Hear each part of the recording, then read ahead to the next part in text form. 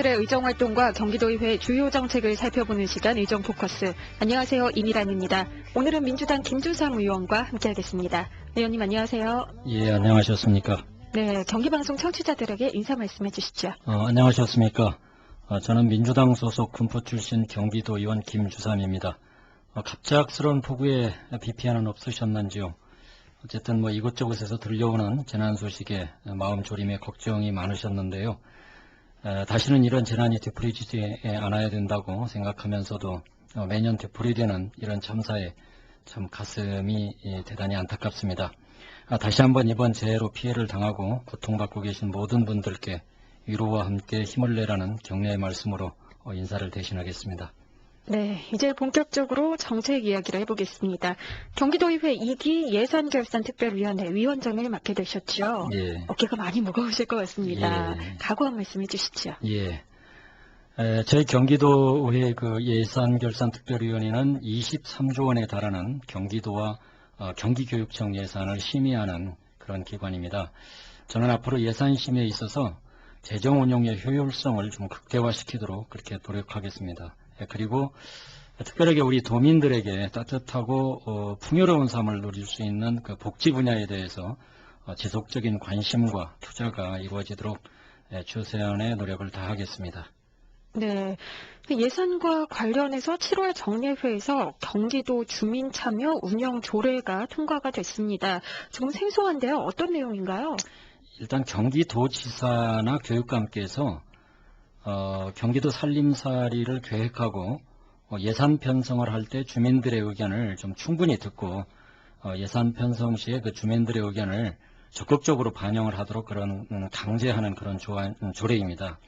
그래서 그 내용을 좀 보면은 주요 사업 등은 반드시 그 설명이나 주민 토론회 등을 거치도록 그렇게 했습니다. 그리고 기초자치단체 의견을 좀 충분히 듣도록 그렇게 좀 했고, 특히 이번에 우리 경기도에서는 여성, 장애인, 그다음에 청년, 다문화 가족 등 소외계층을 대변하는 이런 위원들을 50% 이상 참여시키는 70분 내외의 그 주민참여 예산위원회를 구성해서 이 위원회로 하여금 주민들에게 보내주신 많은 의견을 심의해서 지사나 교육감에게 건의하도록 그렇게 하였습니다.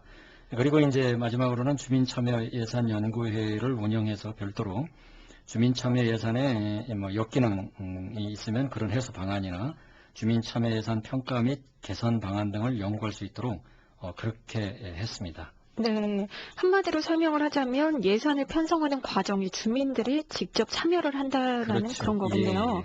이 조례를 의원님이 대표 발의하신 걸로 알고 있는데요. 예. 이런 조례를 준비하시게 된 이유가 있으신가요? 정말 이 수십 조에 이르는 우리 경기도 예산이 정말 주민들의 의견이 반영된 예산 편성인가 하는 그런 고민을 했습니다. 네.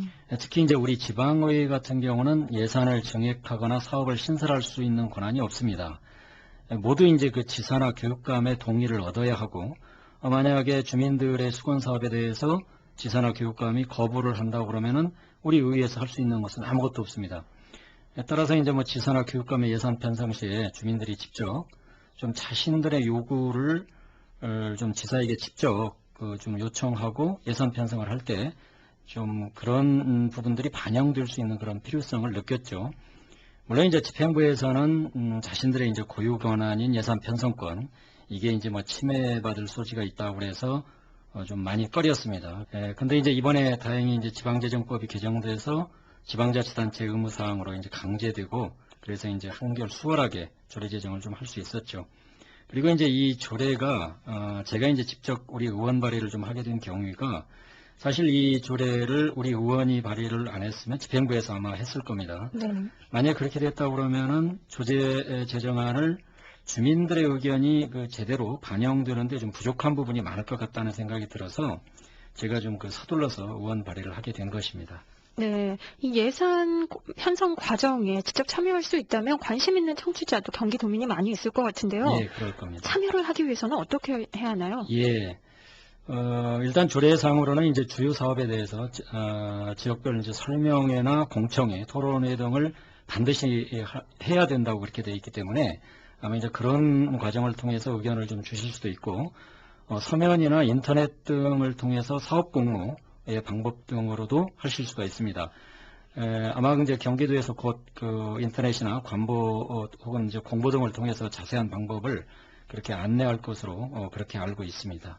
네, 잘 알겠습니다. 의원님은 또 경기도의회 남북교류 추진특별위원회 위원장도 맡고 계시죠? 예, 그렇습니다. 네, 이 남북관계 경색으로 인해서 요즘 어려움도 참 많을 텐데요. 어떤 어려움이 있고 또 앞으로는 어떻게 해결해 나가실 계획이신가요? 예, 참으로 이제 그 남북 관계는 뭐 어렵고 힘들죠. 이명박 정권의 폐쇄적 대북 정책 그리고 북한 정권의 호전적 대남 정책 이게 이제 어우러져서 우리 한반도가 긴장 상태가 계속 고조되고 있는데 최근에 다행히 이제 6자 회담에 대한 기대감을 갖게 하면서 그나마 이제 좀 위안이 되고 있습니다.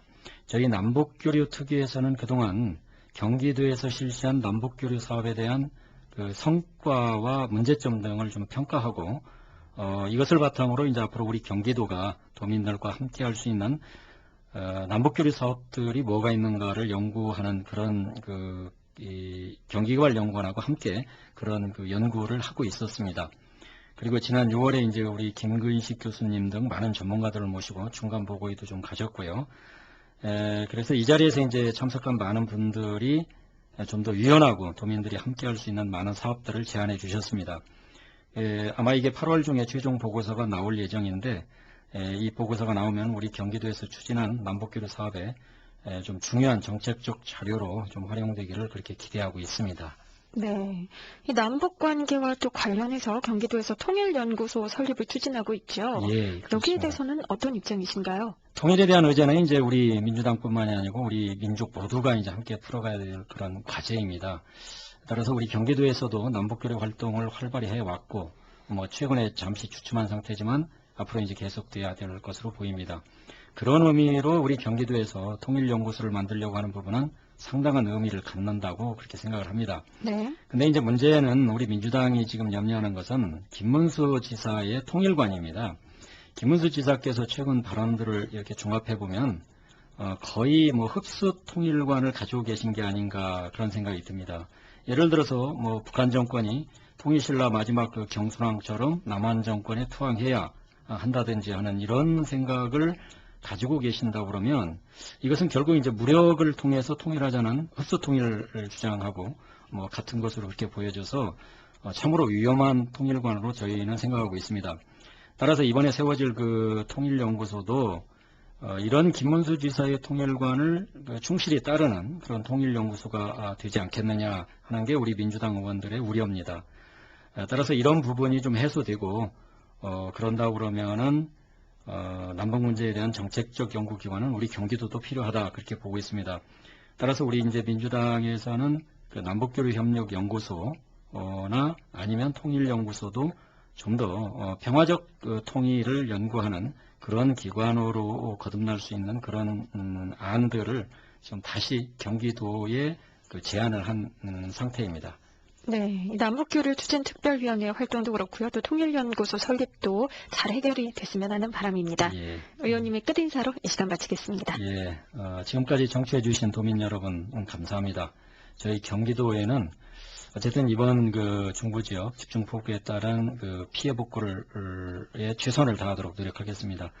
도민 여러분들께서도 더욱더 주의를 기울여 주셔서 비 피해가 없도록 그렇게 해 주시길 바랍니다.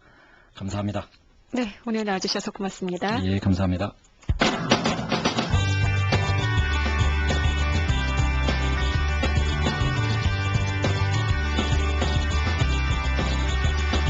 경기도 의원들의 의정활동과 경기도의회의 주요 정책을 살펴보는 시간 의정포커스 김주삼 의원과 함께했습니다. 고맙습니다.